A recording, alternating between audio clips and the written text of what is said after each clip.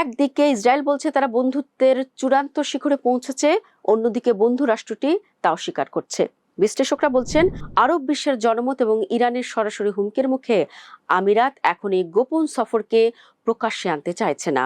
দর্শক, নেতানিয়াহুর এই সফরের খবরের পেছনে রয়েছে এক ভয়াবহ যুদ্ধের প্রেক্ষাপট। চলতি বছরের শুরুর দিকে ইরান ও ইসরায়েল আমেরিকার মধ্যে যে সংঘাত শুরু হয়েছিল তার সবচেয়ে বড় শিকার হয়েছিল সংযুক্ত আরব আমিরাত। তথ্য মতে ইরান আমিরাত লক্ষ্য করে প্রায় 550টি ব্যালিস্টিক ও ক্রুজ মিসাইল এবং 2200টির বেশি ড্রোন ছুড়েছে।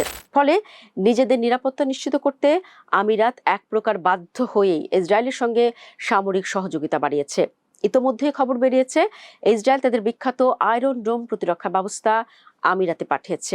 এমনকি ইসরায়েলি গোয়েন্দা সংস্থা মোসাদ ও শিন বেতের প্রধানরা একাধিকবার গোপনে আমিরাত সফর করে সে দেশের প্রতিরক্ষা ব্যবস্থাকে শক্তিশালী করার কাজ করেছেন। ওয়াল স্ট্রিট জার্নাল তো এক ধাপ এগিয়ে বলছে, আমিরাত কেবল নিজেদের রক্ষাই করেনি, বরং ইরানের ভেতরে পাল্টা হামলাও চালিয়েছে। দর্শক, এই গোপন সফরের খবরটি সামনে আসতেই তেহরান যেন ফেটে পড়েছে। ইরানের পররাষ্ট্রমন্ত্রী আব্বাস আরাকচি সামাজিক যোগাযোগ মাধ্যমের রীতিমতো হুমকি দিয়ে বলেছেন, ইসরায়েলের সঙ্গে আমিরাতের এই গোপন আঁতাত ক্ষমার অযোগ্য।